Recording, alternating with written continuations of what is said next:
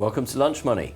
Coming up, the New Year mortgage price war, the best accounts for savers right now, and stick around to find out why after a December surge, the stock market is having a January wobble.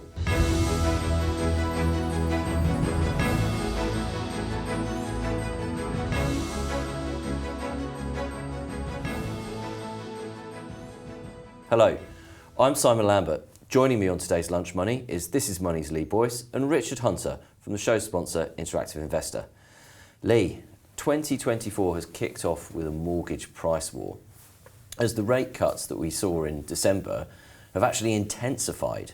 We'll get on to what that means for people in a minute, but first, what's happening in the mortgage market? Yeah, so there's been lots of competition that's come straight out the gate of 2024. We're talking major lenders here have slashed rates. So it all started at Halifax, and we've had HSBC and First Direct, and this week also Co-op. And some of these rates now have gone below 4%, which is quite incredible actually if you think about we had the sort of mortgage spike at the start of last year, end of 2022, and then there was a little dip, and then rates started to go back higher again in the summer. And then they steadily sort of plateau. But now, I mean, the competition is really intensified, as you say, this week. And often this only benefits those borrowers with the biggest deposits. Is this the case now, or are first-time buyers getting a bit of good news as well? Well, it's a bit of a mixed bag, actually. So you're right, the best rates are reserved for those with a 60% LTV, so those with a 40% deposit in their house or to buy their house. Those are where those 4% rates are coming. But actually the gap between the best rates for those with a 10% deposit versus 40% has actually narrowed somewhat. So for example, Money Facts are saying at the moment the average 5-year fix on a 40% LTV is 5.06%, with a 10% deposit is 5.65%. So it's not the biggest gap you can ever imagine, but whenever we talk about these headline rates of sub 4%, we are talking about people that have got the most equity in their home or have a big deposit to buy a home. And it demonstrates why you need to go and find out what the best rates are rather than the average rate, because there's a big difference between those two that you quoted to me. Exactly, yeah. So you do, I mean, ideally you'd use a broker, and perhaps you've already used a broker in the past, and you go and find out, and they can go and hunt out the best rates for you, or you go and check out Best Buy tables and have a look around. So that's why sometimes when we talk about these Money Facts stats, for example, we are talking sometimes, it's very specific, isn't it? As in your own circumstances, you might have a 25% deposit, for example. Typically, the bigger deposit you've got, you shave a little bit off of the percentage point of the mortgage. Now, moving on to what borrowers can do, firstly, shameless plug, if you go to thisismoney.co.uk/mortgage-finder, you can put in the loan size you need, your home's value, and see the best rates that you might get. But once they've done that, once they've checked those best rates and what they might be for them, what do they need to think about if they're looking for a mortgage, either to remortgage or to buy a home? And is it worth them sitting on their hands and waiting, or might they be disappointed that rates don't fall as far as they think they're going to? Well, exactly. First of all, it's quite important to factor in things like fees and all of the arrangement costs and all that kind of thing, because they can vary quite wildly. So while we're talking about a sub 4% mortgage, one of them, for example, has a £999 arrangement fee, another one has a £490 fee. You need to factor that all in of the entire cost. But in terms of if you're looking for a mortgage right now, swap rates have actually been nudging a little bit higher this week, which suggests there's not much further to fall potentially for mortgage rates in the short term.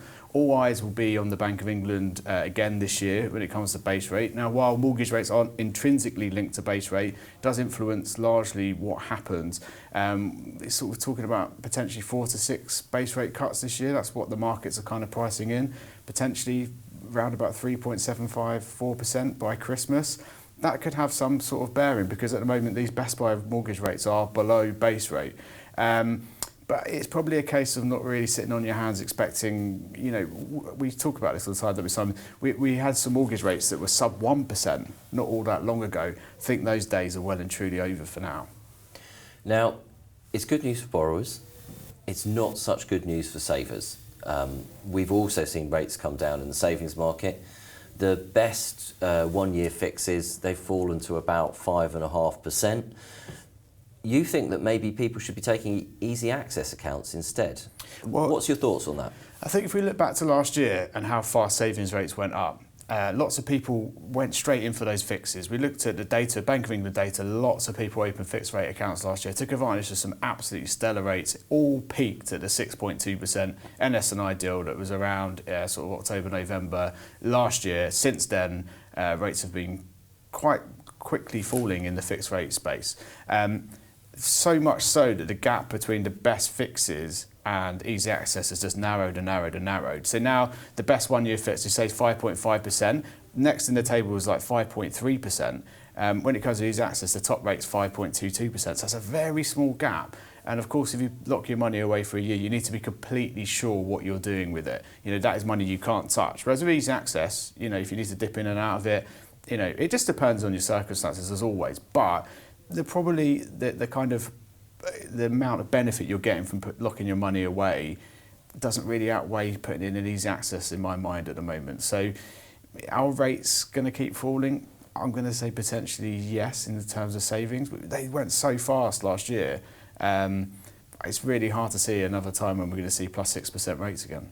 On the plus side, savers are now beating inflation with those rates, which they weren't doing back when that 6.2% was on offer, were they? Well, exactly. That looks like a really smart move now. I mean, it looked like an attractive rate at the time, but it looks even more attractive now. So if you've locked into that rate, the likelihood is you're going to probably beat inflation with it this year, barring any kind of madness that might happen with the inflation rate.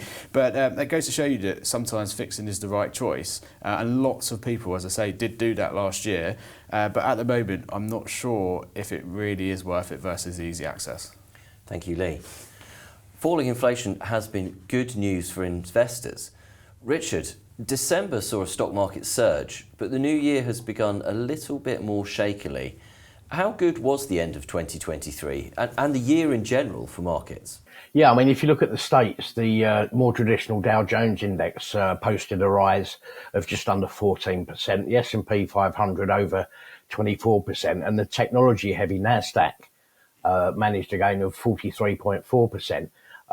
In terms of this side of the pond, if you look at the FTSE 100, that added a rather more paltry 3.8%, but more positively perhaps, even the FTSE 250, the more domestically focused index, having spent most of the year in the red, had a late surge to finish up 4.4%. So generally speaking, it was a very positive year for markets, ending on a strong note as investors started to look forward to the possibility of falling interest rates in 2024.